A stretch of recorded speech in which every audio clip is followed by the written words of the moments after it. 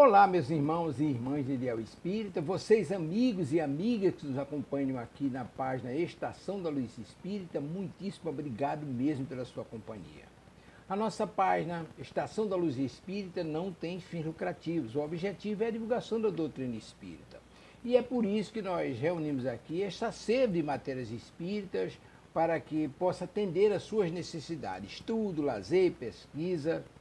Você encontra aqui na nossa página Estação da Luz Espírita os livros da codificação, obras suplementares, entrevistas, palestras e os programas da Web Rádio Estação da Luz de Natal e Web Rádio Cristo Consolador de São Paulo. Ou seja, um acervo que atenda às suas necessidades, sem fins lucrativos. O objetivo é a divulgação da doutrina espírita. E agora eu convido você para nos acompanhar na reprodução de mais esse trabalho imperdível. Muito obrigado mesmo pela sua companhia e vamos juntos. Olá, olá. Muito boa tarde, meus queridos irmãos e irmãs de doutrina espírita. Queridos irmãos e irmãs que também gostam, que são admiradores da doutrina espírita. Nós estamos começando pela nossa querida Web Rádio Cristo Consolador, mais um programa Refletindo com Jesus, onde todos os dias, às 18 horas, hoje nós tivemos alguns problemas e estaremos bem atrasadinhos, mas estamos aqui cumprindo a nossa tarefa de divulgar a doutrina espírita, sobre divulgar o Evangelho de Jesus à luz da doutrina espírita. Então, meu abraço fraternal aos nossos queridos amigos da Rádio Abel, do Centro Espírita Abel do Rio de Janeiro, nossos irmãos do Lar Espírita Maria de Nazaré, em Natal, do Centro Espírita Adolfo Bezerra de Menezes, em Natal, e o Centro Espírita Vitor Hugo, também em Natal. Abraço aos nossos queridos irmãos trabalhadores da Seara de Jesus. Meus irmãos, à tarde de hoje, nós vamos fazer algumas reflexões, usando aqui o nosso livro Evangelho segundo o Espiritismo, no capítulo 8º, Bem-aventurados os puros de coração. E hoje nós vamos tratar do item 20, Bem-aventurados aqueles que têm os olhos fechados. No ano de 1863, na cidade de Paris, período em que Kardec estava compilando as informações dos espíritos, uma equipe de estudos, durante uma reunião de estudo e prática da mediunidade, levou a essa reunião uma jovem cega. E durante as atividades mediúnicas invocaram um espírito específico, o espírito Vianney, pároco de Ars, Paris. Esse espírito do pároco Vianney, Vianney foi um descendente de família muito pobre na França, ingressou já muito tarde no seminário, tinha muita dificuldade de compreender, inclusive de escrever e interpretar a própria língua. Mas ele, desde muito jovem, era muito apegado à igreja. Era uma missão que ele tinha realmente. Embora ele fosse de uma família de 7, ele fosse o quarto, e o pai necessitasse muito da sua mão de obra, ele sempre teve essa tendência e terminou finalmente seguindo sua missão e seu sonho de dedicar-se à igreja. Em virtude das suas dificuldades, teria sido ele conduzido para uma cidade muito pequena, com muitas dificuldades, extremamente pobre.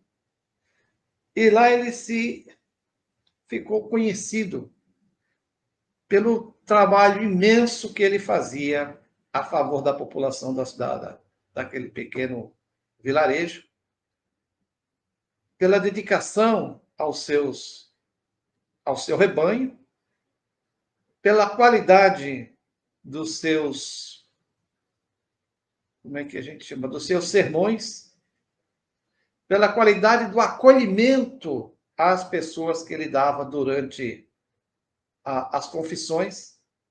Disse que alguns irmãos declaravam lá problemas, erros terríveis.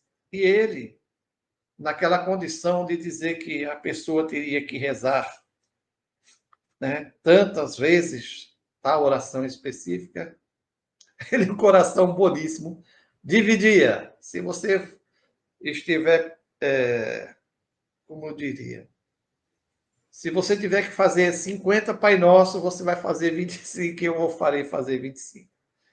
Se dedicava ele totalmente a atividades e disse que 2 horas eram necessárias para que ele conseguisse dormir e refazer as suas energias. Pois bem, meus irmãos, então esse nosso irmão, ele desencarnou. E, sim, antes de desencarnar, claro, além de toda essa capacidade que ele tinha um dom de cura. Realizou verdadeiros milagres, como diriam, né? De curou muitos cegos, inclusive. Então, a equipe de Kardec, quando evoca o espírito dele e traz à reunião uma pessoa cega, uma jovem cega, para verificar se o que ele pudera ter feito, até ele já tinha sido canonizado, se o que ele pudera ter feito durante o tempo encarnado, poderia fazê-lo como espírito. É claro que nós já temos o conhecimento de que há muitos espíritos que foram, inclusive para serem declarados santos, né, para serem canonizados, seria necessário que também pós a vida biológica, né, ou seja, após a desencarnação, esse espírito pudesse continuar realizando os chamados milagres, essas curas fenomenais que também nós conhecemos. Então, esse irmão ele se apresenta nessa noite, na reunião, e deixa uma comunicação que foi guardada por Kardec. Traz uma série de ensinamentos, e nós vamos ver, então, vamos ler aqui o depoimento do Espírito, e vamos fazer mais algumas reflexões. Então, ele começa dizendo o seguinte: meus bons amigos, por que me chamaram? Será que foi para curar essa pobre sofredora, impondo sobre ela minhas mãos? Que sofrimento, santo Deus! Ela perdeu a visão e ficou nas trevas, pobre criança. Ela que ora e mantém acesa a chama da esperança. Não sei fazer milagres sem a vontade do dom de Deus. Todas as curas que obtive e que são do conhecimento de todos devem ser atribuídas apenas ao Senhor, Pai de todos nós. Então, nós vemos que o nosso irmão Vianney não disse que ia fazer a cura. De onde se supõe que ele não queria fazer a cura, que ele não poderia fazer essa cura, que essa cura seria impossível. Mas nós vemos aqui, pelas palavras dele, ele trazer um consolo para a irmã, que ela continue orando, né, e pedindo a Deus, porque ele, por si só, não pode fazer curas. Todas as que fez não foi pela vontade dele, mas pela vontade de Deus, nosso Pai. Ora, meus irmãos, a mesma coisa dizia Jesus, que era o Pai que permitia todos aqueles fenômenos que ele realizava, das curas, de cegos, de leprosos, de pessoas com mão, uma coisa. Ó, nossa irmã Célia Zacarias conosco aqui. Muito obrigado, minha irmã. É muito importante o seu apoio. Que Jesus te abençoe e nos abençoe a todos. Então, Jesus também tinha esse comportamento de sempre dizer que as curas não eram dele, mas tinham sido feitas, permitidas pela graça do Pai. Assim como todos nós devemos compreender que as curas que acontecem nas casas espíritas, nas igrejas de todas as fés, não são os médiuns e nem os padres ou os pastores que produzem. E por isso até não se pode dizer, vá lá que o seu problema será resolvido, porque não cabe a nós. E nós vamos saber aqui agora por que muitas vezes o pedido não é atendido da maneira que a gente deseja. Quando estiverem aflitos, olhem sempre para o céu e digam do fundo do coração: Meu Pai, curai-me, mas faça com que minha alma doente seja curada antes das enfermidades do meu corpo. Castigue minha carne, se isso for necessário, para que minha alma chegue até o Senhor com a brancura que possuía quando saiu de suas mãos. Após essa prece, meus bons amigos, que o bom Deus sempre ouvirá, receberão a força e a coragem, e talvez também a cura que timidamente pediram como recompensa pelo devotamento que tiveram. Por estar essa assembleia, onde o assunto principal é o estudo, eu digo que todos aqueles que estão privados da visão deveriam estar felizes pela prova que suportam. Ora, deveríamos estar felizes por estarmos cegos? Deveríamos estar felizes por estarmos chagados?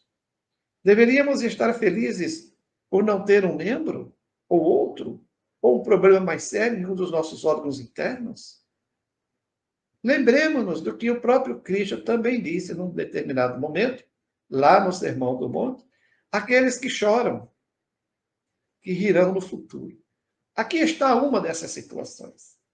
Trata-se da lei de causa e efeito. Se o teu olho te escandaliza, arranca-o e lança-o ao fogo. Se tua mão ou teu pé te escandaliza, arranca-o e lança-o fora. É melhor, não me lembro exatamente como ele diz, mas diz que é melhor que estejamos com esses problemas no momento presente, mas que estejamos completos no reino dos céus. Porque o espírito não é cego, o espírito não é maneta, o espírito não tem doenças internas. Quem tem é o nosso corpo físico. E o próprio corpo espiritual, lá, o perispírito, porque o espírito precisa sempre de algo em que se conectar para se manifestar. Então, esse veículo, tanto o perispiritual lá, como esse físico mais grosso, pode ter problemas causados, muitas vezes, pelo espírito. E lembremos-nos que o Evangelho nos diz que até aquilo que tem será retirado. Então, a inteligência pode ser retirada, nascendo num corpo defeituoso, cujo cérebro, que comanda todo o corpo, não ser uma ferramenta completa, o corpo não ser uma ferramenta completa. Portanto, o cérebro ter problemas para dominar o bom andamento do corpo. Ou nascesse realmente com um problema no pé, no braço, que muitas vezes os próprios espíritos o pedem. Na maioria das vezes, nós passamos por uma das encarnações da maneira que nós pedimos. Eu, graças a Deus, nasci com um corpo perfeito, sem nenhum defeito. Né? Por quê? Porque fui merecedor já em algum momento, ao longo do tempo. Eu não tenho, me parece, que mais esses débitos, ou talvez tenha, para cumprir no outro momento, quando o meu espírito estiver mais preparado para isso. Então, já durante a idade, a gente começa a adquirir também algumas doenças que a gente não deu a devida atenção durante a nossa vida, né? Quando mais jovens, aí no final da vida vão aparecer os problemas, realmente, porque nós somos os causadores desses problemas. Então, em todo momento, todos os problemas que nós temos, a culpa é sempre nossa. Quando nós nos apresentarmos a Deus, não importa se meu corpo era branco, preto, vermelho, azul, xadrez, verde, colorido, não importa. Porque o que vai importar é meu espírito. Se ele vai chegar lá branco, como o irmão diz aqui, brilhando como no momento em que foi criado, ou cheio de escuridão, devido à minha própria, o meu próprio livre-arbítrio. Então, a vida toda eu passo convivendo em ambientes com energia negativa, e eu mesmo gerando energia negativa, e termino adoecendo o meu corpo, e o meu espírito também adoece, e termina transmitindo realmente para o corpo, por causa as energias negativas que ele gera. Ele vai apodrecendo a matéria. É como se nós mesmos, pela parte física da higiene pessoal, Se a gente não escovar os dentes apodrecem e caem. Se a gente não cuidar dos olhos, cega. Se a gente não cuidar dos pés ou dos outros nossos órgãos de reprodução, e etc., da boca, do nariz, de tudo. Todo o nosso corpo vem a ter problemas. Então, o nosso espírito também. As causas físicas prejudicam o nosso corpo físico. As causas espirituais prejudicam o nosso espírito, que responde finalmente no nosso corpo. Um está sempre agindo em conjunto com o outro. Mas, ao separarmos, se já estivermos um tanto quanto evoluídos, né, teremos um perispírito mais sem problemas possíveis. Lá na parábola do festim, das núpcias, né? O irmão que está lá não está com a roupa do festim, né? Não traz a roupa das bodas. Ele tem o seu perispírito ainda todo manchado devido aos seus problemas. Então, é convidado para ir, todos vão, mas só ficam os merecedores. Muitos serão convidados, poucos os escolhidos. Exatamente por isso. O convite é feito a todos, mas nós temos que fazer nos merecer. Para entrar nesse ambiente, temos que ter a nossa roupa perispiritual, espiritual, brilhando. Como é que diz? Vai para o lugar onde há sofrer e ranger de dentes, né? E de lá não sairá até que tenha pago até o último centavo. Enquanto Deus, na sua justiça, ele auxilia a nós imensamente, a todos os momentos. A sua justiça é, sim, de consolar o máximo possível, de atender o máximo possível, mas exigir o máximo possível. Nenhum de nós vai acontecer de dizer, olha, eu fui muito ruim durante a minha vida toda, e ao final da minha vida, sentindo que está chegando a hora de prestar conta, eu vou dizer assim, não, me arrependi de tudo que fiz, me perdoe. Aí Deus vai passar a mão na nossa cabeça, como a gente diria, né? E vai nos conduzir para o céu, ao paraíso. Não. A todos nós vamos errar, pelo nosso livre-arbítrio, vamos errar. Mas é preciso de que, em um determinado momento, a nossa consciência faça com que nós nos arrependamos, né, das nossas ações, que nós expiemos pelas nossas ações e reconstruímos ou reconstruamos, que vamos a reconstruir o mal que causamos. Aí sim nós estaremos kits para, né, nossas asinhas terão nascido e ficado forte para a gente voar para o céu, como era o pensamento dos antigos, voar com as asas como os anjos. Vamos dar continuidade aqui ao nosso irmão Vianney. É preciso lembrar-se de que o Cristo falou: se possui um olho mau, melhor seria arrancá-lo e atirá-lo ao fogo, evitando que ele cause a perdição de vocês. Quantos existem na terra que um dia, nas trevas, amaldiçoarão terem visto a luz? Como são felizes os que suportam a prova de ficar sem a visão. Seu olho não será motivo, nem escândalo e nem de queda. Nem de escândalo, nem de queda. Os cegos podem viver inteiramente a vida das almas e podem ver mais do que aqueles que têm boa visão. Quando Deus me permite devolver a visão para alguns desses pobres sofredores, digo a mim mesmo: alma querida, por que será que você desconhece todas as delícias do espírito, que não podendo enxergar, vive de contemplação e de amor? Então, não pediria mais ver imagens menos puras e menos dignas do que aquelas que você percebe sem a sua visão. Bem-aventurado o cego que quer viver com Deus. Ele é mais feliz do que os que estão aqui, pois ele sente a felicidade, pode tocá-la, vê as almas e pode se lançar com elas nas esferas espirituais, que nem mesmo os predestinados na terra conseguem ver. Os olhos abertos estão sempre prontos para fazer com que a alma perca. Os olhos fechados, pelo contrário, estão sempre prontos para fazer com que a alma se eleve para Deus. Meus bons amigos, acreditem em mim. A cegueira dos olhos é muitas vezes a verdadeira luz do coração, enquanto a vista é muitas vezes o anjo tenebroso que conduz à morte. E agora algumas palavras para você, minha pobre sofredora. Tenha esperança e seja corajosa. Se eu lhe dissesse, minha filha, seus olhos vão se abrir, como ficaria feliz? E quem sabe se essa alegria não seria sua perdição? Tenha confiança no bom Deus que fez a felicidade e permite a tristeza.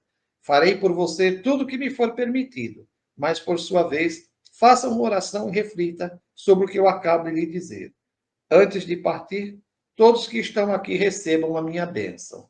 E aí concluiu a comunicação do irmão. Então, nós vemos que ele fala, lembra as palavras de Jesus, né?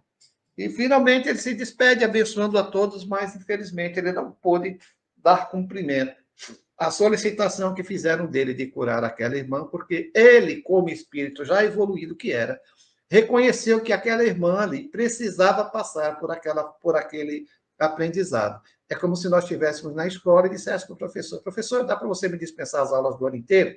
O professor, bondosamente, sim, posso. Mas quando chegar no final do ano, como é que você vai ser aprovado? Ou se o professor ainda o empurrasse uma série para frente, como você recomeçaria sem o conhecimento? Então, quando estamos passando por determinado sofrimento, podemos sim pedir a Deus que, em sua misericórdia infinita, possa auxiliar a nos, como eu diria aqui, apaziguarmos a nós mesmos, né? E aguardar que, se não for possível atender ao nosso pedido, que nos dê força para que possamos suportá-lo com resignação. Porque se nós amaldiçoarmos a Deus, começarmos a botar a culpa em Deus pelos nossos sofrimentos, então nós estaremos saindo do final dessa encarnação devendo mais do que quando aqui estivemos.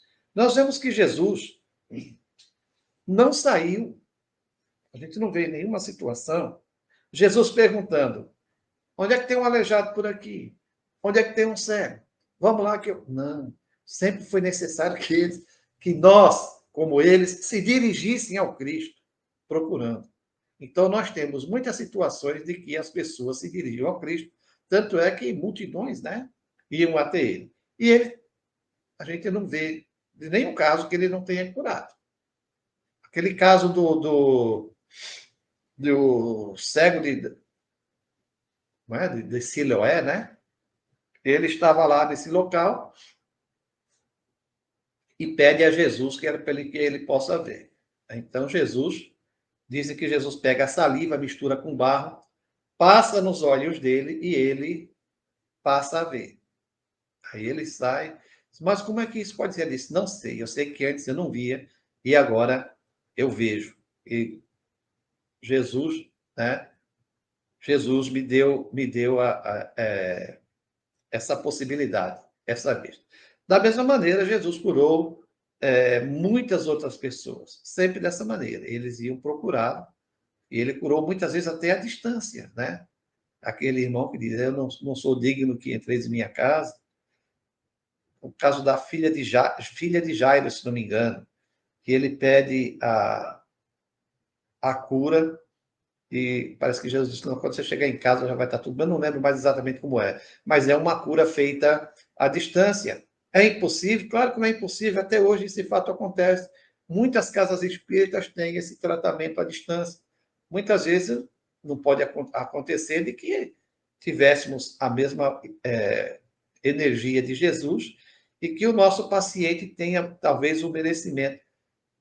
Porque Jesus, quando curava, curava. Toda vez que a gente pede para alguém, em nome de Deus, né, que alguém seja curado, a cura pode vir. Se esse irmão não estiver na condição dessa jovem que foi citada aqui no texto. Porque se precisarmos passar por esse aprendizado, vamos passar pelo aprendizado. E aqui nós temos uma visão muito curta, que a gente dá uma topada no chão, rebenta lá a cabeça do dedo, esfola a cabeça do dedo, e em 3 minutos a gente está desesperado, achando que sofreu a vida inteira, a vida inteira, a vida inteira, e vamos sofrer a vida inteira.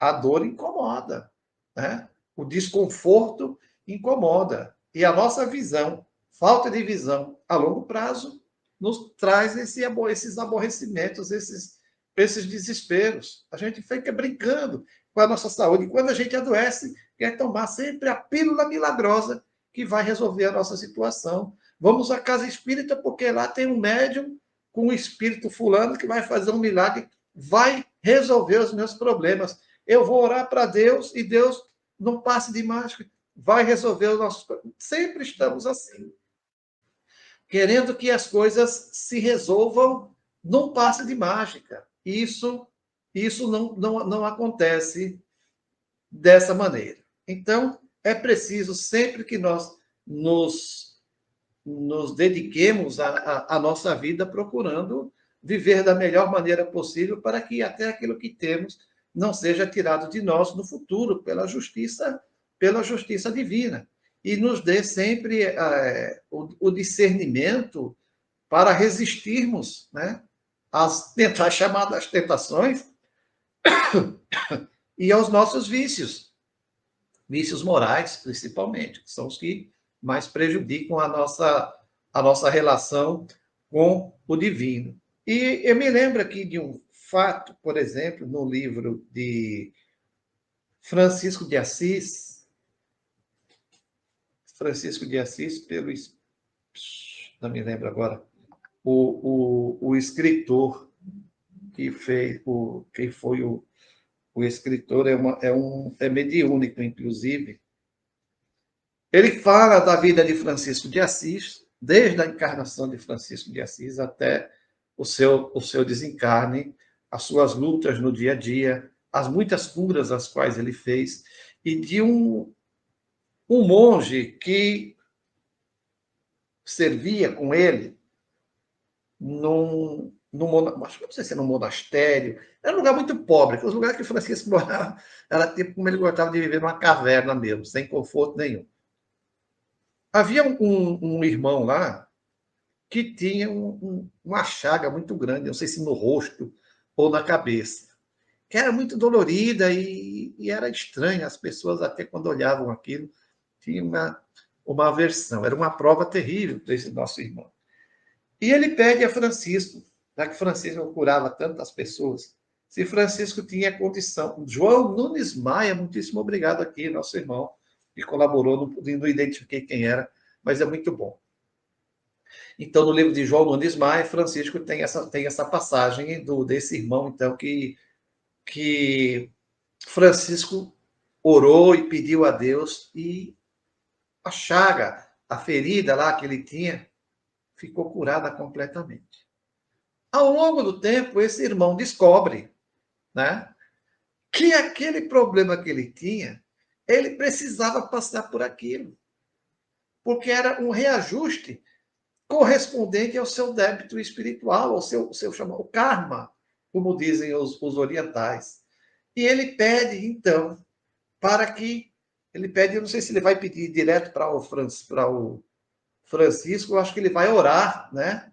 E pede com toda a força do seu coração que ele voltasse o problema que ele tinha antes, para que ele pudesse enfrentar com hombridade, com sinceridade, né, consigo mesmo, enfrentar de bom coração aquele problema que ele tinha. E no mesmo instante que ele termina de fazer a sua oração, ele sente uma dor lancinante e a chaga retorna para ele. E ele sorri feliz. Então, bem-aventurados, né, os que choram, porque no futuro rirão. Bem-aventurados os que têm sede de justiça, porque serão saciados. Mas ai de vocês, ricos, ou aquele que ri agora, os irresponsáveis com a vida, porque no futuro vão chorar. Lei de causa e efeito, a lei do amor, né? A misericórdia divina permite que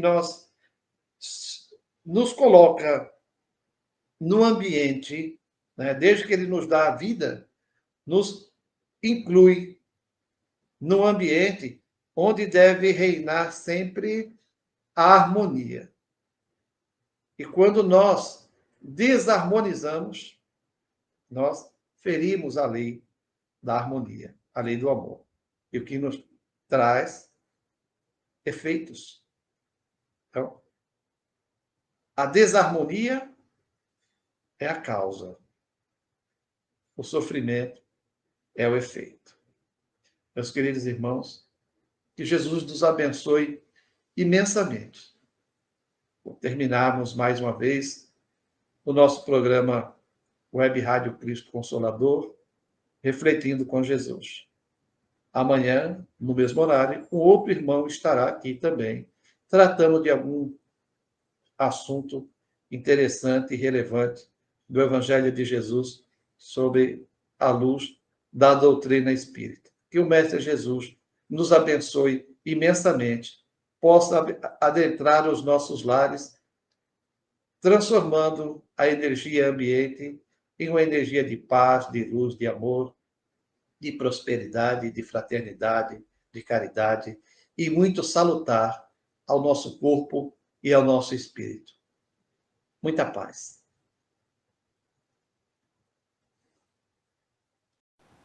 Chegamos ao final da nossa atividade. Muitíssimo obrigado mesmo pela sua companhia e espero você no próximo evento.